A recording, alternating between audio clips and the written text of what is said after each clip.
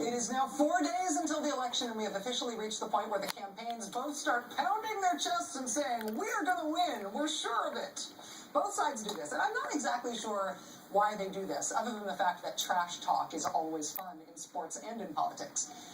But I don't know, maybe there's a sense that people who haven't decided, even at this late point in the game, will want to side with the guy who's going to be the winner.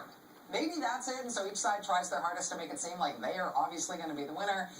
But regardless, both sides do it every year, in the last few days before the vote in particular. So that's why you're seeing David Axelrod making a bet on MSNBC that if President Obama does not win Michigan and Minnesota and Pennsylvania, he, David Axelrod, will shave off his big, famous cop mustache. He is betting his face. That's how confident he is. Because this is the time in the campaign when you're supposed to project confidence. On the Republican side, it has been a little more complicated this year. After what was a bad week of polling for Mitt Romney, top staffers from the Romney campaign held a conference call with reporters this week in which they enumerated all of their reasons why they see Mitt Romney as a shoo-in to beat the president on Tuesday, despite all the latest battleground state polling. They suggested that their secret sauce that is more important than the polling is that Mr. Romney is winning independents. So there, polling schmolling, Romney has this thing in the bag. Karl Rove, who is running the biggest dark money operation for the Republicans this year and therefore is as influential as ever, Mr. Rove took to the Wall Street Journal this week to patiently explain to all these people who don't understand that these numbers that look so bad for Mr. Romney do not matter, or they're wrong. Or they're wrong and they don't matter, because he says Democrats are not winning early voting by enough. And he says the polls make assumptions about turnout that he describes as absurd. He also describes some intangible stuff that makes him believe that Mitt Romney is going to win, things like crowd size and closing arguments. According to him, all of that stuff together shows that Mitt Romney is totally, definitely going to win this thing. So both sides are trying to convince the country that it is obvious that they're going to win. And I think it is worth listening to these arguments and checking to see if these arguments are based in good sense. But honestly, it is also worth just recognizing that every campaign on both sides does this every time. For example, here is how this particular phenomenon looked the day before the election in 2008, when this sort of bragging that we get every year was being done by a prominent John McCain Republican surrogate named Mitt Romney. Inside a campaign, what do you get on the inside that we don't get on the outside because you're doing your own polling? Yeah, you see, for instance, the widest array of polls. You look at Mason-Dixon, for instance, that came out yesterday. You take that apart, it's pretty close to the internal polls, and what it shows is that John McCain is leading in the states he's got to lead in, like Ohio and Florida. We're going to pick up Pennsylvania. We think we got a real good shot in Virginia, New Hampshire, New Mexico, Nevada. That's the pathway to victory for John McCain, and we're excited. We're hoping to see a lot of people out there in Chicago on election night with Barack Obama experiencing a long, cold night as they learned that John McCain surprised him and won.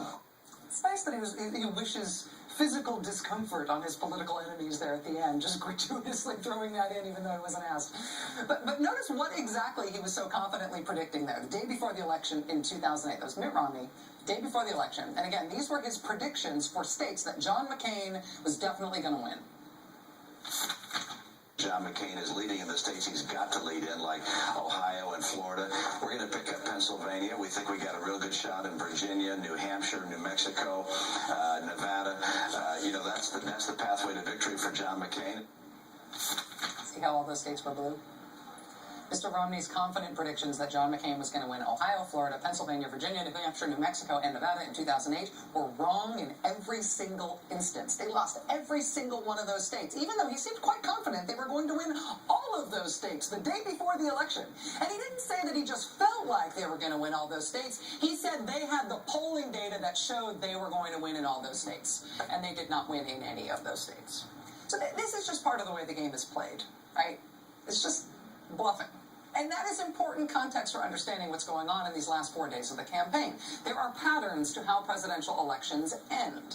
Some of the same stuff happens every 4 years. Specifically, in 1992, the Republican candidate was Poppy Bush, George H.W. Bush. The day before the election that year, he went and campaigned in Pennsylvania. And then the next day, he lost Pennsylvania. The next election, 1996, Republican candidate was Bob Dole. Right before the election, Bob Dole went and campaigned in Pennsylvania. And then Bob Dole lost Pennsylvania. In 2004, the Republican was President George W. Bush. And the day before the election, George W. Bush went and campaigned in Pennsylvania. And then the next day, George W. Bush lost Pennsylvania.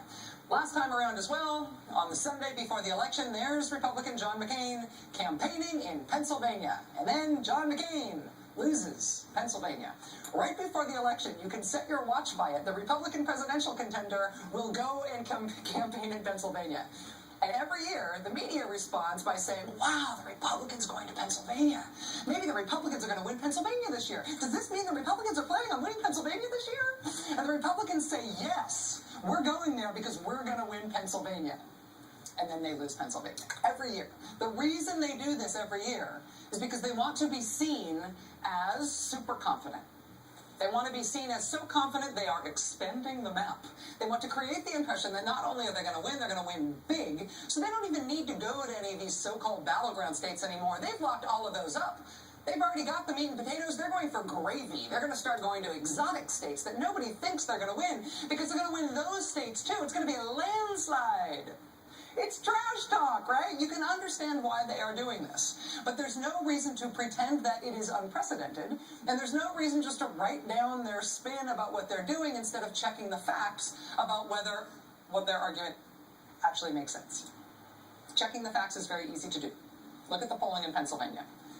There have been 24 polls in Pennsylvania since August 1st. Of those 24 polls, of those 24 polls, how many does President Obama lead in? 24 of the 24. Every single one. And look at the rest of Mr. Romney's campaign schedule right now. Yes, he is taking at least the one trip to Pennsylvania that Republicans always take. But other than that, he was in Ohio and Wisconsin today. He was also scheduled to be in New Hampshire, Iowa, and Colorado in these final days. And he just spent the last couple of days in Florida and Virginia. That means the map is not expanding. Not if you can't afford to walk away from any of your battleground states to move on to more exotic locales. He is still slogging it out in the places that he has to win, where he's not sure he is going to win. All of this, we're going to win stuff, it is a feint, it is a fake out, it is a bluff, it is trash talk. And there's nothing wrong with it. It happens every year. You should just know that it is a dependable part of the end of presidential campaigns. But